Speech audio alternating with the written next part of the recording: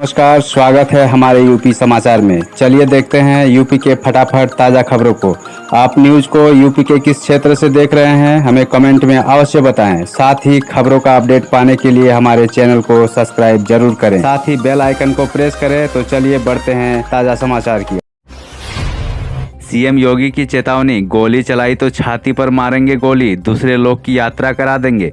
मुख्यमंत्री योगी आदित्यनाथ सोमवार को पश्चिमी यूपी के कैराना पहुंचे। पिछली सरकार के दौरान पलायन के कारण चर्चित हुए कैराना में सीएम योगी ने बिना नाम लिए ही अखिलेश यादव और समाजवादी पार्टी पर जमकर हमले किए। मुजफ्फरपुर नगर दंगे की याद दिलाते हुए कहा कि मुख्यमंत्री आवास में दंगाइयों को सम्मानित किया जाता है। सीएम योगी ने कहा कि पिछले 4.5 साल में हमने इस तरह का माहौल बना दिया जिससे अपराधी सिर उठाकर चलने के लायक भी नहीं रह गया है। फ्री राशन के लिए अब जरूरी होगा यह डॉक्यूमेंट, वरना नहीं मिलेगा मुफ्त में गेहूं और चावल। कोटेदार से सरकारी खदान लेते हैं और अभी तक आपने कोरोना का टीका नहीं लगवाया है तो आपके लिए मुश्किलें बढ़ सकती है। अब खदान लेने से पहले कोटेदार ग्राहक का टीकाकरण प्रमाण पत्र देखेंगे। यदि आपने कोरोना का टीका नहीं लगवाया है तो इसके लिए संतोषजनक लिखित जवाब देना होगा। इसके बाद ही कोटेदार आपको खदान देंगे। त्योहारी सीजन के चलते मंद पड़ी टीकाकरण की रफ्तार बढ़ाने के लिए सीडीओ ईसा प्रिया ने नई पहल की है। उन्होंने जिला आपूर्ति पदाधिकारी के माध्यम से जिले के सभी कोटेदारों को पत्र जारी कराया है। इलाहाबाद विश्वविद्यालय छात्र संघ बहाली को लेकर बवाल, धर्मेंद्र प्रधान का सुरक्षा घेरा तोड़ने पर लाठीचार्ज। इलाहाबाद विश्वविद्यालय में छात्र संघ बहाली को लेकर सोमवार को बवाल हो गया। दीक्षांत समारोह में बतौर मुख्य अतिथि हिस्सा लेने गए केंद्रीय मंत्री और प्रदेश भाजपा के प्रभारी धर्मेंद्र प्रधान का सुरक्षा घेरा तोड़ने पर पुलिस ने लाठीचार्ज कर दिया। कई छात्र नेताओं को पुलिस ने दौड़ा कर पीटा। पुलिस का आरोप है कि रोक के बावजूद छात्र नेता बैरिकेडिंग तोड़कर आगे बढ़ने की कोशिश कर रहे थे। योगी सरकार ने सोशल मीडिया मॉनिटरिंग सेंटर को मंजूरी दी। जानिए क्या होंगे इसके फायदे। उत्तर प्रदेश की कानून एवं व्यवस्था को और अधिक मजबूत बनाने तथा अपराधों पर प्रभावी नियंत्रण के उद्देश्य से राज्य के अधिसूचना तंत्र को भी और चुस्त दुरुस्त बनाते हुए इसके संसाधनों में बढ़ोतरी की गई है। अपर मुख्य सचिव गृह अवनीश कुमार अवस्थी ने सोमवार को बताया कि अभिसूचना मुख्यालय के अंतर्गत सोशल मीडिया मॉनिटरिंग सेंटर की स्थापना को मंजूरी सरकार ने प्रदान की है। इस कार्य के लिए न्यूज़ एक्सपर्ट सॉफ्टवेयर तथा डाटाबेस एनालिसिस सॉफ्टवेयर की स्थापना की जाएगी। यूपी में आसान होने वाला है सड़क और हवाई सफर, पर्यटन और मनोरंजन को लगेंगे पंख। विधानसभा चुनाव की दहलीज पर खड़े उत्तर प्रदेश के लोगों के लिए दीपावली जैसी खुशियां अभी लंबी चलने वाली है। यहाँ सड़क और हवाई सफर बेहद आसान होने वाला है। पर्यटन और मनोरंजन की सुविधाएं बढ़ने वाली है। यूपी की योगी सरकार विकास के तोहफे जनता को देने की पूरी तैयारी कर ली है। कई परियोजनाओं का उद्घाटन प्रधानमंत्री नरेंद्र मोदी के हाथों होगा।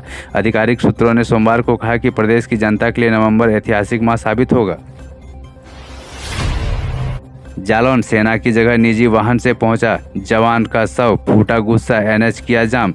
जम्मू कश्मीर के राजौरी में 69 राजपूताना राइफल में तैनात उत्तर प्रदेश के जालौन निवासी जवान की संदिग्ध परिस्थितियों में गोली लगने से हुई मौत से क्षुब्ध परिजनों ने सोमवार को शव पैतृक गांव पहुंचने पर जमकर हंगामा करते हुए झांसी कानपुर राष्ट्रीय राजमार्ग जाम कर दिया। जालौन के कोतवाली थाना अंतर्गत बेरई गाँव निवासी अंकित सिंह चौहान की बीते दिनों गोली लगने से संदिग्ध परिस्थितियों में मौत हो गई थी। जवान के परिजनों ने बताया कि सेना की ओर से दी गई जानकारी में बताया गया कि अंकित ने आत्महत्या की है। यूपी ब्यूरोक्रेसी होगा बड़ा फेरबदल, 31 आईएएस अधिकारी अगले साल होंगे रिटायर। अगले साल तक यूपी ब्यूरोक्रेसी में बड़ा फेरबदल होगा। यूपी में अलग अलग जिम्मेदारी संभाल रहे 31 आईएएस अधिकारी अगले साल रिटायर हो जाएंगे। इनमें योगी सरकार में महत्वपूर्ण भूमिका निभा रहे अपर मुख्य सचिव गृह अवनीश कुमार अवस्थी को कृषि उत्पादन आयुक्त आलोक सिन्हा भी शामिल हैं। नियुक्ति विभाग ने साल 2022 में रिटायर होने वाले अफसरों की सूची भी तैयार कर ली है। सीएम योगी का ऐलान, कैराना से पलायन करने के बाद वापस लौटे परिवारों को मिलेगा मुआवजा। उत्तर प्रदेश के मुख्यमंत्री योगी आदित्यनाथ ने शामिली जिले में कोरोना कस्बे में कथित रूप से परेशान किए जाने के कारण पलायन करने के बाद वापस लौटे परिवारों से सोमवार को मुलाकात की और उन्हें मुआवजा देने का ऐलान भी किया। योगी ने कैराना में वापस लौटे परिवारों से मुलाकात के बाद संवाददाताओं से बातचीत में कहा कि कैराना में कभी औद्योगिक केंद्र होने का साथ साथ शास्त्रीय संगीत का भी एक केंद्र माना जाता था, मगर 1990 के दशक से शुरू राजनीति के अपराधीकरण और पेशेवर अपराधियों के राजनीतिकरण का दुष्परिणाम कैराना में कांधला जैसे कस्बों में झेल रहा है। सांसों पर संकट, यूपी के 7 शहरों की हवा दिल्ली से भी खराब। AQI 400 के पार। यूपी में भी कोहरा, धुंध और दीपावली पर फोड़े गए पटाखों ने लोगों का सांस लेना भी मुश्किल कर दिया है। हालात यह है कि यूपी के 7 शहरों में दिल्ली से भी ज़्यादा हवा जहरीली हो चुकी है। दिल्ली में सोमवार को यहां एयर क्वालिटी इंडेक्स AQI बेहद खराब 385 रहा। वहीं आगरा, कानपुर समेत 7 शहरों में यह 400 के पार चला गया। धुंध के कारण आगरा में ताजमहल भी धुंधला नजर आ रहा था।